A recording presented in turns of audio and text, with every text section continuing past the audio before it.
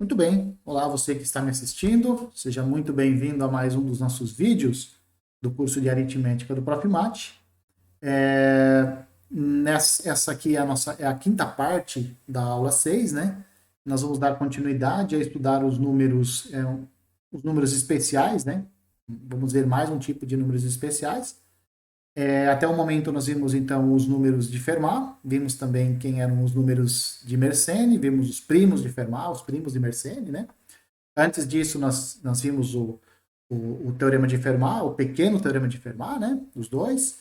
No vídeo anterior nós vimos números primos em progressões aritméticas e agora então nós vamos falar um pouco sobre os números perfeitos, né? O objetivo principal desse vídeo não é tanto estudar os números perfeitos, mas é obter uma fórmula para a soma dos divisores positivos de um número natural. Tá? E, consequentemente, nós vamos definir, então, os que são os números perfeitos. Para que no próximo vídeo, para que na sequência, então, nós possamos relacionar os números perfeitos com os números de Mersenne. Tá? Então, basicamente, é isso.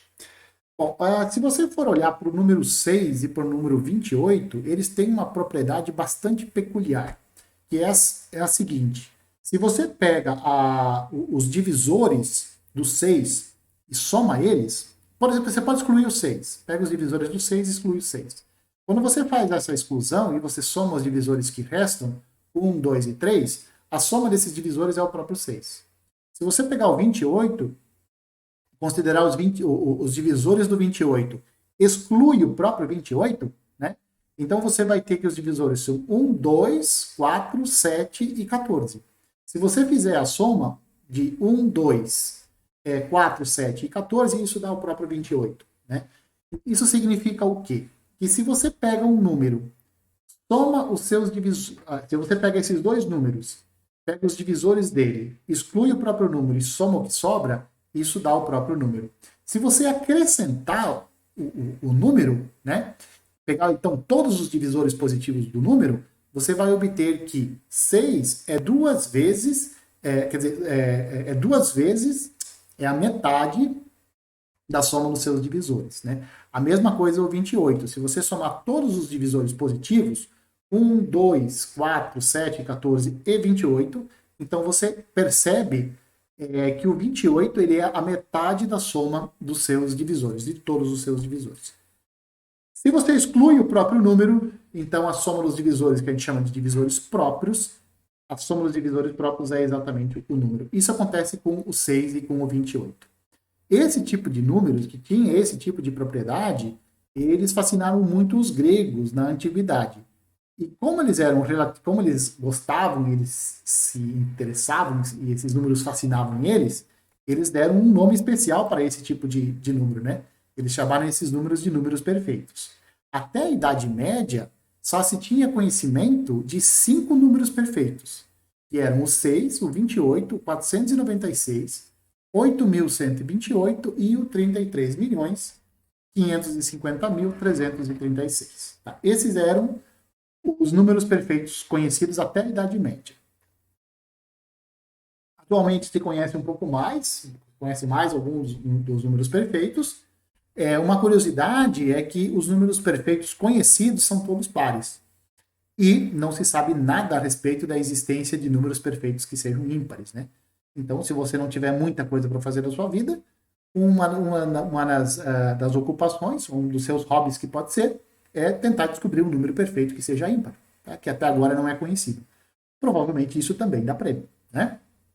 Bom, continuando. Para nós falarmos, ou para nós podermos, então, perceba o seguinte, que número perfeito tem a ver com a soma dos seus divisores positivos, tá? Deixa eu fazer um alerta aqui para vocês. Caso esqueça de falar durante todo o vídeo, em algum momento do vídeo, em divisor positivo, então já vai ficar implícito. Todos os divisores que nós vamos falar aqui são divisores positivos, tá?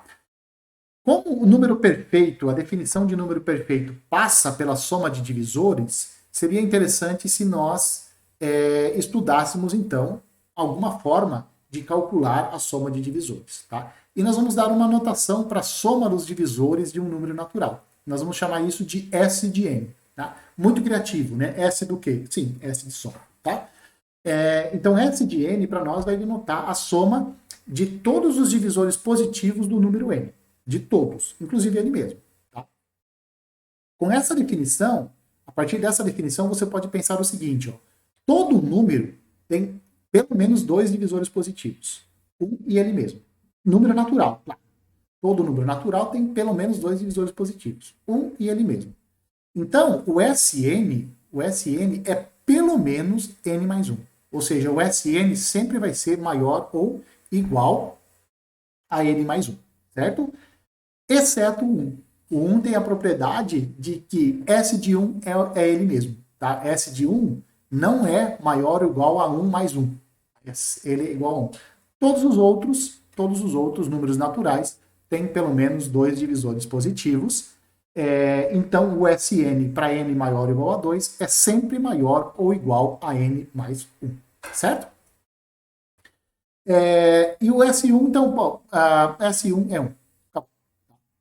Se você for olhar, se você já viu ou ainda não viu, te convido para ver, a aula 5, a parte 2, que está intitulada como quantidade de divisores de um número inteiro. Tá? Lá o que nós fizemos? Nós determinamos uma fórmula para a quantidade de divisores positivos de um número inteiro.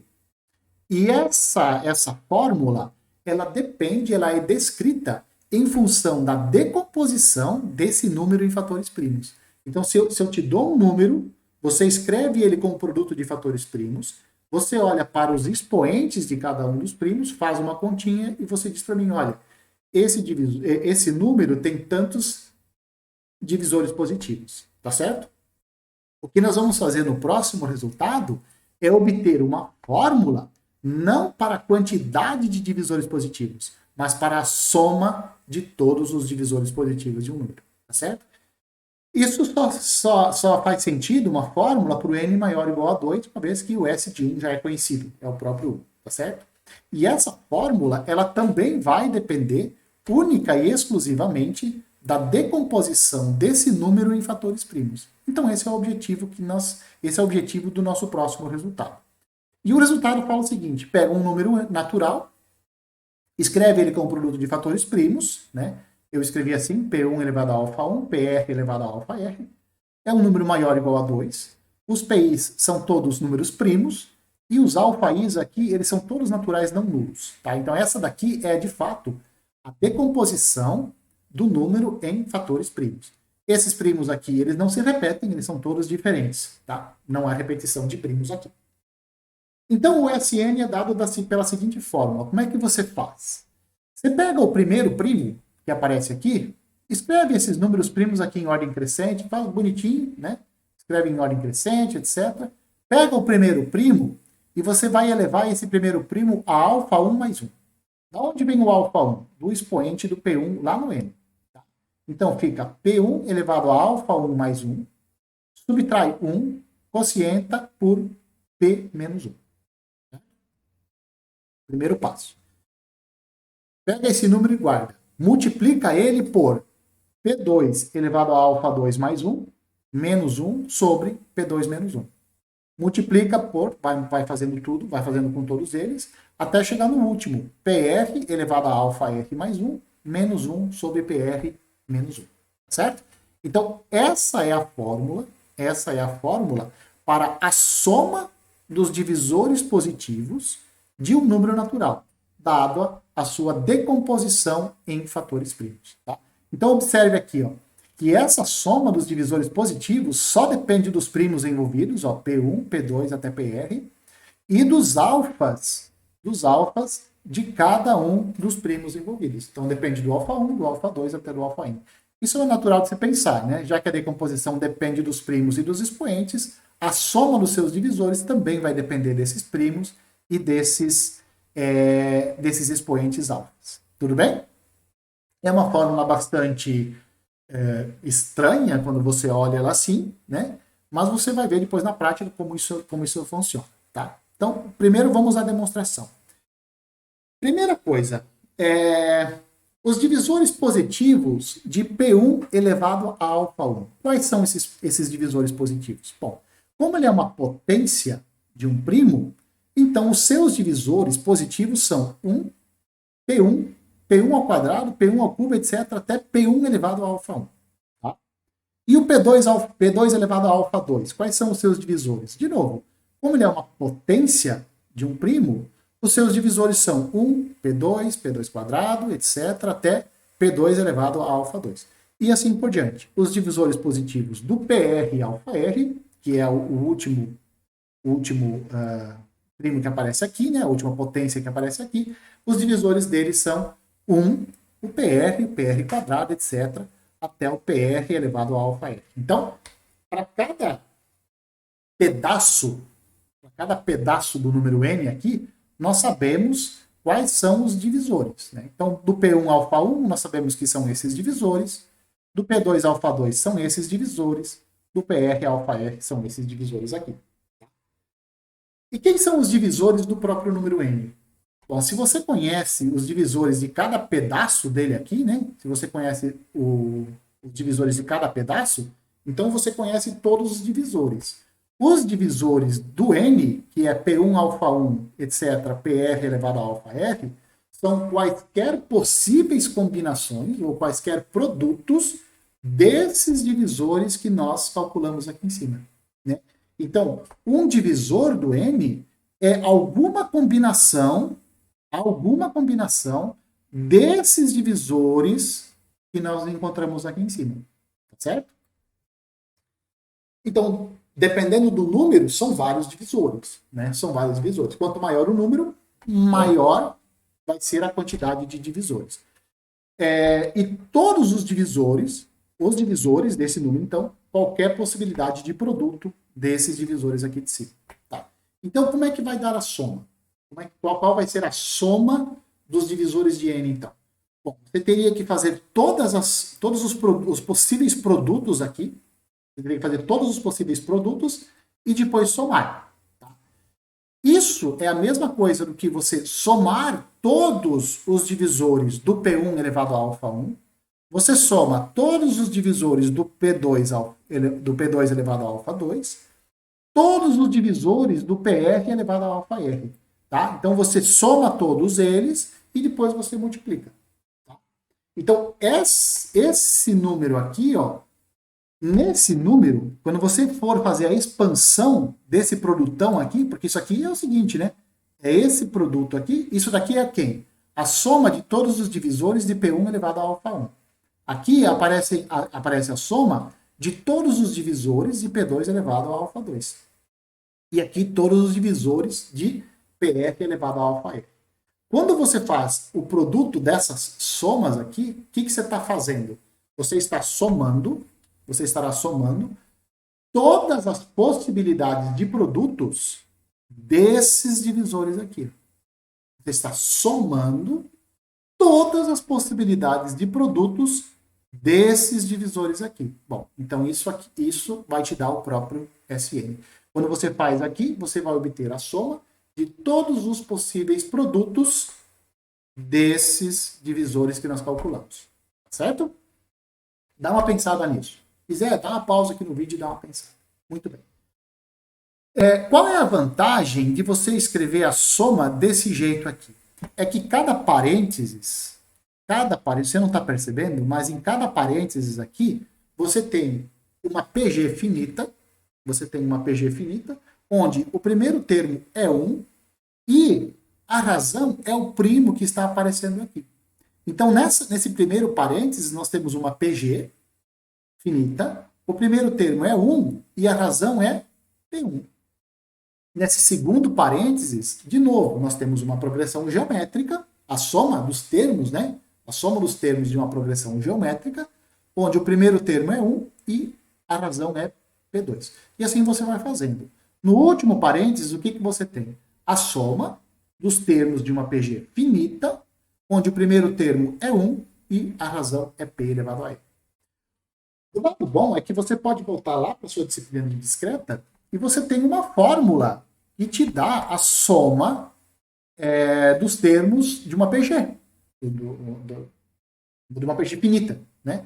Como isso aqui é uma PG finita, então você aplica aquela fórmula e você vai descobrir que esse primeiro somando aqui, ó, esse primeiro parênteses, essa soma aqui ela é dada por essa fórmula aqui, tá? O segundo parênteses é essa fórmula aqui, tá certo? E assim por diante. O último parênteses, a soma desse último parênteses, dá esse número aqui. Como aqui em cima você está fazendo um produto, então aqui você também vai também fazer produtos, tá certo? E, portanto, a soma dos divisores positivos de um número, ele é dado por esta fórmula aqui, certo? Bom, isso tem uma consequência bastante interessante, que é o seguinte: se dois números m e n forem primos entre si, né, ou seja, m e n não têm divisores primos em comum, né, então a soma dos divisores positivos do produto é igual ao produto, da soma dos divisores de m com os divisores de n. Dito de outra forma, essa função S, a função soma, a soma do produto é o produto das somas. É isso que está dizendo aqui, tá certo? Isso quando os números forem primos entre si. Nós vamos ver daqui a pouco um exemplo em que isso daqui não vale, esse resultado não vale se os dois números não forem primos entre si. Eles precisam obrigatoriamente serem primos entre si. Bom, como que a gente mostra isso? Vamos lá. Primeiro caso, se o m for igual a 1 ou se o n for igual a 1, então o resultado é óbvio, né? Porque, por exemplo, se o n for 1, aqui vai aparecer S de m. S de n é 1, então ficaria S de m vezes 1, né? E aí você teria o resultado válido. Então, se o n for igual a 1 ou se o m for igual a 1, o resultado é óbvio, não tem o que mostrar. Por isso que nós podemos supor, então, que o nosso n ele é escrito dessa forma, P1 alfa 1 até PR elevado a alfa F, ela é maior ou igual a 2. O m também, ele é escrito como Q1 elevado a beta 1, QS elevado a beta S, também maior ou igual a 2. Os PIs e os QJs, eles são todos primos, os alfa-Is e os alfa-J são todos números naturais não nulos. Tá certo? Como eu já tinha dito para vocês, como esses dois números aqui são primos entre si, os PIs e os QJs, eles são todos distintos entre si. Tá? Nenhum primo que aparece no M vai aparecer no M. Nenhum primo que aparece no M aparece no N. Esses primos, eles são todos distintos. Certo? Claro, porque senão, se tivesse primo em comum, o MDC não seria 1. Tá? Bom, como que vai ficar o produto de M e N? O produto de M e N fica isso daqui, né? Você colapsa as duas expansões aqui do M e do N com o produto de primos. E aí, nós podemos aplicar a proposição anterior para calcular quem é o S de M vezes N. Como que você faz a soma do S? Como que você faz para calcular o S de M vezes N? Você vem aqui, ó, não está aqui a expansão do produto em fatores primos?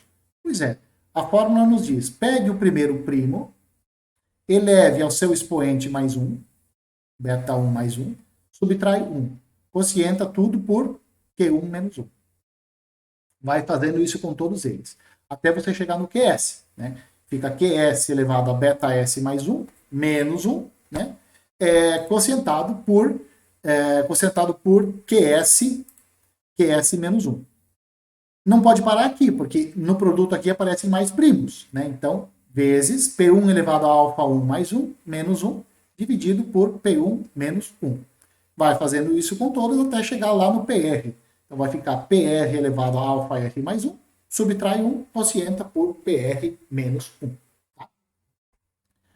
Agora, se você for olhar para essa primeira parte aqui, a parte dos Qs, né, você vai perceber que isso aqui é exatamente o SM. E quando você vai olhar para essa segunda parte aqui, a parte onde aparecem os P's, você vai ver que isso é exatamente o SM. Então, aqui você tem o produto de SM por SM. Então, de fato, essa função S, ela transforma o S do produto é o produto dos S's. Isso quando os dois números M e N forem primos entre si. Certo? Cuidado com essa informação. Então, por exemplo, vamos calcular agora, vamos aplicar essa fórmula para nós calcularmos a soma dos divisores de alguns números. Por exemplo, o S2, como a expansão do 2 é o próprio 2, então fica 2 elevado a 2, percebe que aqui um expoente uma unidade maior do que o expoente do 2 aqui, então 2 elevado a 2, menos 1 sobre 2. Menos 1, isso dá 3. Tá? O S3, 3 elevado ao quadrado, o expoente do 3 aqui era 1, né? Então aqui ele vai ter que ficar 2. Então 3 ao quadrado menos 1 sobre 3 menos 1, isso dá 4. O S de 4, olha só, o S de 4 é o S de 2 elevado ao quadrado, né? Então isso vai ficar 2 elevado ao cubo, que é uma unidade a mais do que o expoente do 2 aqui, menos 1 quocientado por 2 menos 1. Isso dá 7. O S de 5, 5 ao quadrado menos 1, quocientado por 5 menos 1, isso dá 6. O S de 6 é igual a S de 2 vezes S de 3. S de 2 vezes 3. Pelo corolário, como o 2 e o 3 são primos entre si, isso dá S de 2 vezes o S de 3. Você já poderia ter vindo aqui, você pode vir aqui e substituir no lugar do S2 você coloca 3, no lugar no lugar do S3 você coloca 4. Eu resolvi fazer as contas de novo, né? Apliquei de novo o resultado, 2 elevado a 2 menos 1 sobre 2 menos 1, 3 ao quadrado menos 1 sobre 3 menos 2. Isso dá 12. Tá? Então, S de 6, a soma dos divisores positivos de 6 é 12, que é 2 vezes o próprio 6. O 18, por exemplo, é S2 vezes 3 ao quadrado, né? Então é 2 vezes 9, né? Então fica S de 2 vezes 3 ao quadrado. Isso é S2 vezes S de 3 ao quadrado.